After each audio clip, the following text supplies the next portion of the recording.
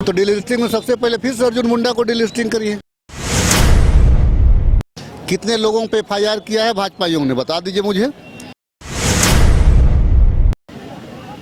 इसमें भी धार्मिक आड़ में ये लोग राजनीति करना चाह रहे हैं। लागू हुआ, जरूरत पड़ेगी कल संशोधन भी होगा। गुंजाइश रहेगी संशोधन? बिल्कुल गुंजाइश रहेगी। अब भाजपाइयों का जो जमीन ना समाप्त हो गया, ये भाजपाइयों से पूछे जल उल चढ़ाया है कि नहीं तो हमारे जो पूर्वज हैं वो लोग भी इसको माफ नहीं करेगा ये लोग को। हमारे साथ खिजरी विधायक राजेश कच्छप है। लगातार पेशा नियमावली को लेकर जो आदिवासी है वो नाराज है। उनका कहना है कि आने वाले समय में आंदोलन होगा। आप लोग तो कई शब्द जो है वो नियमावली से हटा दिए हैं, जैसे रूढ़िवादी परंपरा, धार्मिक प्रथा, तो ऐसे कैसे आदिवासियों को हक मिलेगा? हमको एक चीज आप बताइए, ये भाजपा के लोग पहले तो लागू किया नहीं, सबसे ज्यादा कार्यकाल हमारा 6ठा कार्यकाल है, हम लोगों ने लागू किया।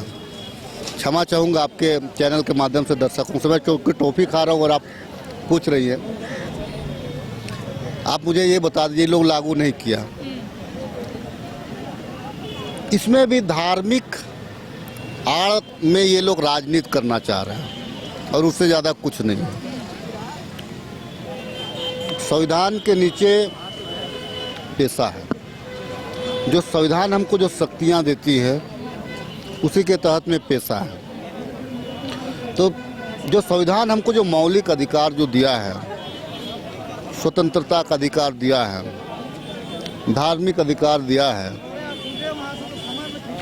हम उससे बाहर नहीं जा सकते। हमारा कहना है कि अब भाजपाइयों का जो जमीन ना समाप्त हो गया, अपना जमीन तलाशने के लिए लोग अब धर्म की राजनीति कर रहे हैं। धर्मांतरण कानून है, कितने लोगों पे एफआईआर किया है भाजपाइयों ने, बता दीजिए मुझे। धर्मांतरण कानून है, कितने लोगों पे एफआईआर किए हैं। इसीलिए वो लोग एफआईआर नहीं कर पाएंगे कि ये संविधान के अंदर है और जोर जबरदस्ती अगर कहीं हो रहा है तो मैं भी उसका विरोध करता हूँ। कहा जाता है ना कि पेशा कानून से ग्राम सभा को सेल्फ गवर्नेंस की ताकत मिलती है, लेकिन ये कहा जा रहा है ड्राफ्ट को देखने के बाद कि कैसे ताकत मिलेगा ग्राम सभा को? डिसीजन ग्राम सभा ही तो ले रहा है, तो वो ताकत नहीं मिलेगी ना। कैसे ताकत नहीं मिलेगी? ड्राफ्ट में तो बहुत सारे शब्द को हटा दिए गए हैं। 1996 का अगर आप ड्राफ्ट देखे होंगे और कई राज्यों का ड्राफ्ट आप देखे होंगे और कंपेयर करेंगे तो इस ड्राफ्ट में बहुत कुछ नहीं है।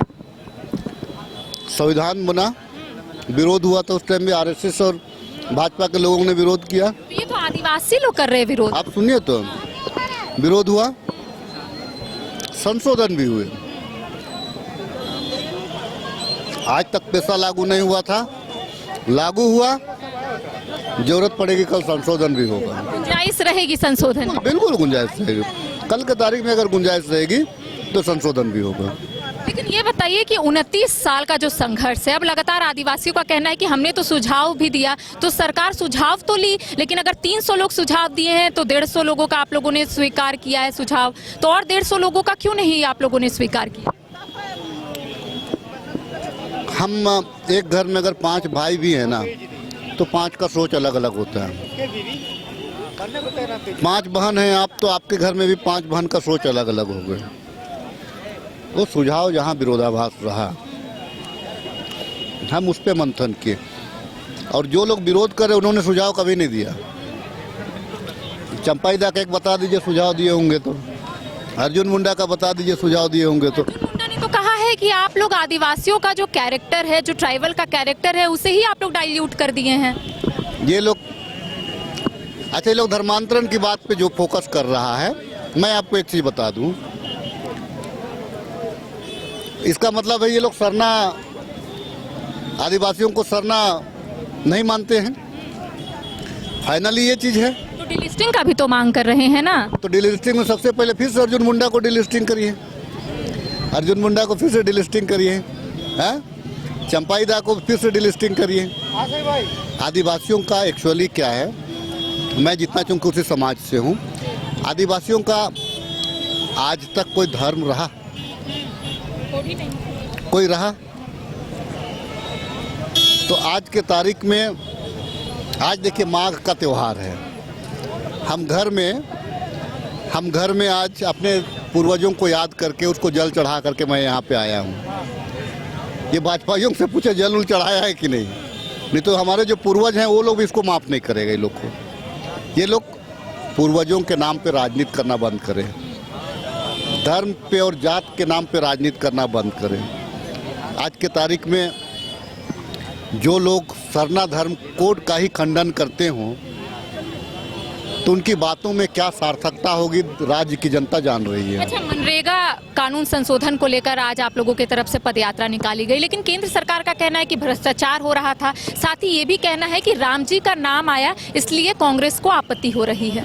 देखिए, वो लोग धर्म के अलावा उनके पास में और कोई मुद्दा नहीं है। धर्म, बापू का बहुत डरपोक लोग हैं ये लोग। बापू के नाम पे विदेश में शरण लेते हैं, यहाँ पे गोडसे का नाम लेते हैं। दोहरा चरित्र के लोग हैं। 56 इंच की बात तो करते हैं, लेकिन चाइना से आंख नहीं मिला पाते हैं, पाकिस्तान के सामने घुटना टेक देते हैं। पुलवामा और सिंदूर इसका उदाहरण है। आज के तारीख में जी राम पे हमको ये नहीं है, अब जी राम पे अब दूसरे योजना को लगाई। कहने का मतलब है ये साबित कर दिया भाजपाइयों ने कि कांग्रेस का जो योजना है उसी का केवल नाम को अदला बदली करके ये लोग अपनी राजनीति कर रहा है। खुद यही लोग कह रहे हैं ना, तो जी राम अब दूसरे चीज में भी आप कर सकते, नई योजना लागू कर देते, जी राम जी कर देते। बापू से आपको क्या एलर्जी है, इसका मतलब बापू से एलर्जी है इसका मतलब। लेकिन ये इतने बेईमान है कि विदेश में बापू करेंगे और यहाँ गोडसे करेंगे, तो दोहरा चरित्र को देश की जनता नहीं करने देगी। लगातार कहते हैं कि कांग्रेस में सब कुछ ठीक है, लेकिन थोड़े बहुत अगर विधायक, पूर्व मंत्री नाराज होते हैं तो कांग्रेस में ही ठेकरा फोड़ देते हैं। योगेंद्र साहब वो भी सवाल उठा रहे हैं। देखिए, वो मैं भावना के साथ में खड़ा हूँ, सहमत भी हूँ, लेकिन वो बयान के साथ में मैं नहीं हूँ। उनका निजी विचार हो सकता है, व्यक्तिगत लड़ाइयाँ हो सकती हैं, तो पूरे पार्टी जो है, पार्टी उस ओर नहीं कह सकती है कि भाई वो अगर ये बोले कि भाजपा जेमे में सरकार चला रही है तो मैं उसको खंडन करता हूँ। हाँ, उनकी जो भावना है, उनकी भावना के साथ में खड़ा हूँ। एक आखिरी सवाल रहेगा कि झारखंड सरकार की एक बड़ी उपलब्धि रही जो एसएससी सीजीएल के सफल अभ्यर्थियों के बीच नियुक्ति पत्र का वितरण किया गया। कई स्टूडेंट हाईकोर्ट गए, हाईकोर्ट का जो आदेश आया उसको चुनौती देते हुए सुप्रीम कोर्ट गए। सुप्रीम कोर्ट में आज सुनवाई हुई है और उस याचिका को खारिज कर दिया है। इसको किस रूप में ले रहे हैं? देखिए, एक चीज़ है, भाजपा जो है पेपर लीक कहाँ हुआ? जिनके प्रयास से पेपर लीक भाजपा राज में ही हो रहा है।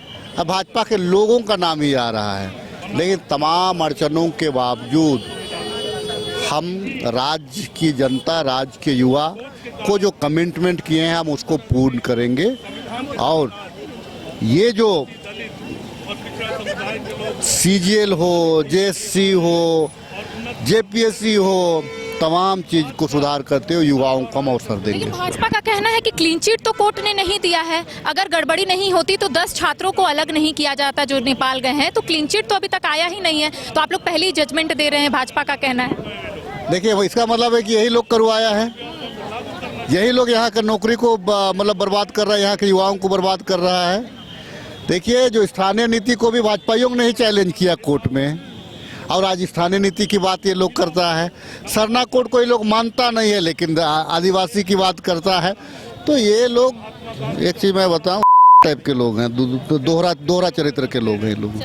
तो देखिए, इस वक्त हमारे साथ खिजरी विधायक राजेश कच्छप मौजूद थे। पेशा नियमावली के साथ साथ लगातार जो आदिवासी सवाल उठा रहे हैं कि पेशा नियमावली में या फिर पेशा ड्राफ्ट में जो चीज़ों का वर्णन किया गया है उसकी ज़रूरत नहीं थी, कई शब्द गायब किए गए हैं और इसको लेकर भाजपा भी सरकार पर हमला बोल रही है। तमाम मुद्दों को लेकर हमने राजेश कच्छप से सवाल किए, उन्होंने किस तरह से जवाब दिया और क्या जवाब दिया आपने सुना। फिलहाल सहयोगी विकास के साथ करिश्मा सन्हा, न्यूज़ 22 को रांची। घर रहने का मकान भर नहीं, ये खुशियों की तिजोरी है।